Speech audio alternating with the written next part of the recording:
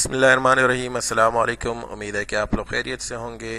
आज की जो वीडियो है बेसिकली वो बेस मैप से रिलेटेड है। कुछ सॉफ्टवेयर्स के अंदर जो है वो बेस मैप का इशू आ रहा है, ठीक है। जैसे कि मेरे पास भी बेस मैप का ऑप्शन अवेलेबल नहीं है, ठीक है। और अगर मुझे बेस मैप चाहिए स्टडी के लिए तो मैं कैसे वो हासिल कर सकता हूँ, तो चले स्टार्ट करते हैं।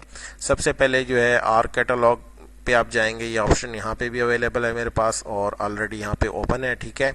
इसमें हम जाएंगे, सबसे नीचे हम देखेंगे जीआईएस सर्वर्स।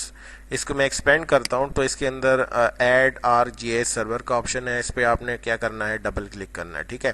डबल क्लिक किया, अच्छा यूज़ जीआईएस सर्विसेज को ही सेलेक्ट रहने देना है। नेक्स्ट स्टेप क्या है, वो है इसको हमने सर्वर यूआरएल प्रोवाइड करना है, ठीक है।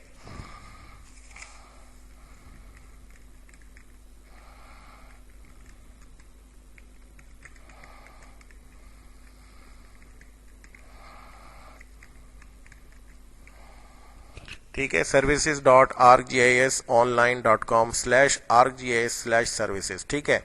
क्लिक किया फिनिश पे और ये हमारे पास सर्विसेज जो है वो यहाँ नीचे ऐड हो जाएंगे, ठीक है।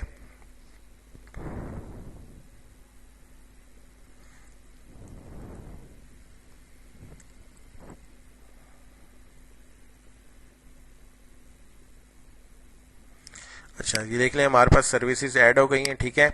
इसमें मुख्तलिफ हमारे पास बेस मैप आ गए हैं और अकॉर्डिंग टू आपका जो भी काम है उसी हिसाब से आप जो है वो यूज़ करें, ठीक है। फॉर एग्जांपल मैं शेडिड रिलीफ को यहाँ पे ड्रैग एंड ड्रॉप करता हूँ तो मेरे पास शेडिड रिलीफ का जो है वो बेस मैप ऐसे अवेलेबल हो जाएगा। और फॉर एग्जांपल मैं वर्ल्ड इमेजरी लेके आ जाता हूँ यहाँ पे, ठीक है। तो ऐसे करके जो है वो आप अपने जो भी बेस मैप्स हैं उसको ऐड करवा सकते हैं, सर्विसेज उसकी, ठीक है। तो उम्मीद है कि आपको समझ आ गई होगी कि कैसे जो है वो बेस मैप्स को आपने अपने आरजीएस में ऐड करवाना है, ठीक है। चले, नई वीडियो के लिए मुझे इजाज़त दीजिएगा। अस्सलाम वालेकुम वरहमतुल्लाहि वबरकातुहू।